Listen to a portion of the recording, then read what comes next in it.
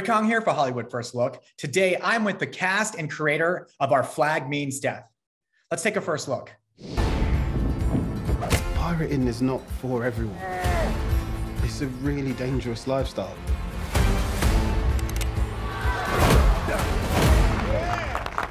Hello everyone, I'm Blackbeard. Huge fan, sir. Huge. We're gonna go on up there and we're gonna cause some havoc. How violent do we expect this to get? Note the gusto! Why aren't you taking notes? Vito. I'm just looting this library, but I'm replacing all the books I've looted with ones I've already read. You know how hard it is to find someone doing something original out here? Do these outfits maybe feel like an error in judgment? Or... It's a power move. Make people feel underdressed, and suddenly you're the one in charge.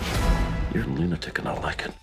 Gentlemen, well, clearly I like this show, so I wanted to tell you congratulations. Thanks, man.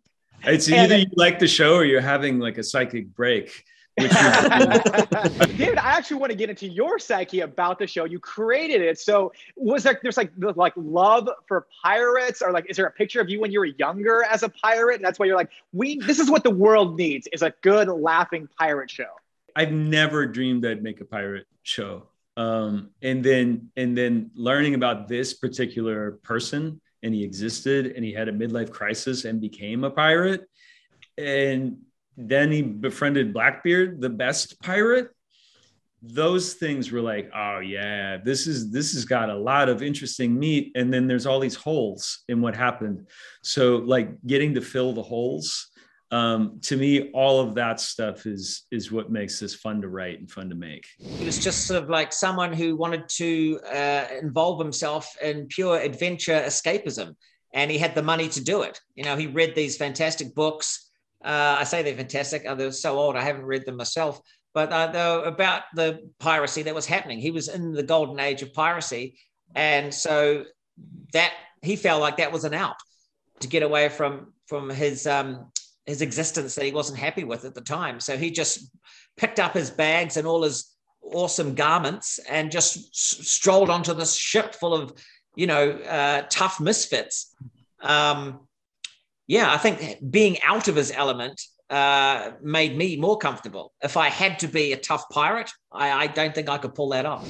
How was it getting to set, seeing everybody in costume, the boat, do you ever go there and just go, "Arr, shiver me timber"? Oh my God, where did you get that hook? That's amazing. That's hilarious. Yo. No, you're right. Like we fell in love with, I think we fell in love with each other first before we even saw the ship and on all of that good stuff. I feel like once we all met in that rehearsal room, it was like, oh goodness, yes.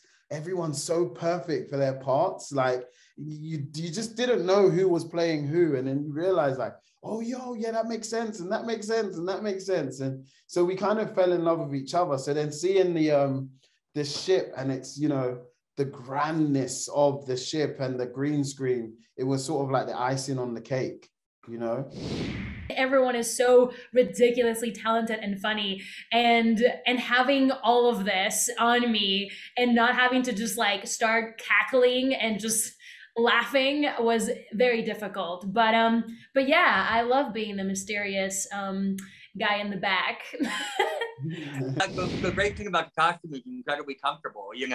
I think it wasn't not so comfortable if I was an actual pirate dressed in rags on the high seas, but being like an actor in like on a Hollywood lot dressed in basically like pajamas was actually, pretty cush, pretty nice. How is it for you, going on set, being in costume, seeing the boat, and are those your actual lamb chops?